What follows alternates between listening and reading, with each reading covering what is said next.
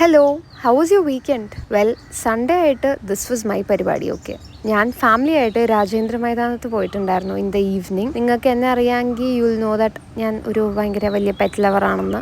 And Rajendra Maidanam Sundays it gets transform to a pet park. അപ്പോൾ pet owners ഒക്കെ ഉണ്ടെങ്കിൽ ഇതൊക്കെ നോട്ട് ചെയ്ത് വെച്ചോട്ടോ. You can take your pet here. അവിടെ നിന്ന് പെറ്റ്സ് ഒക്കെ കുറവായിരുന്നു. അതുകൊണ്ട് തന്നെ ഞങ്ങൾ അടുത്ത സ്ഥലം, അതായത് നമ്മുടെ തൊട്ടടുത്ത് ചേർന്ന് കിടക്കുന്ന സുഭാഷ് ബോസ് പാർക്കിലേക്ക് വന്നു കേട്ടോ. പാർക്കിലൊക്കെ വന്ന കാലം തന്നെ മറന്നുപോയി. എനിക്കൊന്നും അമ്മൂമ്മയൊക്കെ ഒരുപാട് പണ്ടാണ് പാർക്കിൽ വന്നിട്ടുള്ളതെന്ന്. ഇവിടെ വന്നിരിക്കുന്ന ഒരു പ്രത്യേക ഫീൽ തന്നെയാണ് കേട്ടോ. That cool breeze, the views, the sunset എല്ലാം കൊണ്ടും ഇവിടെ വന്നിരിക്കുമ്പോൾ ഭയങ്കര ഒരു പീസ്ഫുൾ വൈബാണ്. ഒരു കവർ കപ്പലണ്ടിയൊക്കെ പിടിച്ച് അവിടെ ഇരുന്ന് കഴിച്ചുകൊണ്ടിരുന്നപ്പോൾ കുറച്ച് പീജിയൻസ് ഒക്കെ വന്നിട്ടുണ്ടായിരുന്നു കേട്ടോ. അപ്പോൾ അവർക്കൊക്കെ ഫുഡൊക്കെ കൊടുത്ത് അവരെയും ഫീഡ് ചെയ്ത് ഈ വ്യൂ ഒക്കെ ആസ്വദിച്ച് ഞങ്ങൾ അവിടെ കുറേ നേരം സ്പെൻഡ് ചെയ്തു. സൺഡേ ആയതുകൊണ്ട് തന്നെ നല്ല തിരക്കുണ്ടായിരുന്നു കേട്ടോ.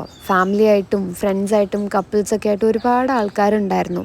കുറച്ച് നേരം അവിടെ സ്പെൻഡ് ചെയ്ത് കഴിഞ്ഞപ്പോൾ അമ്മൂമ്മ പറഞ്ഞു നമുക്കൊന്ന് ബോട്ടിങ്ങിന് പോയാലോ എന്ന്. ഓക്കെ, നേരെ അടുത്താണ് ബോട്ട് ജെട്ടി ഉള്ളത്.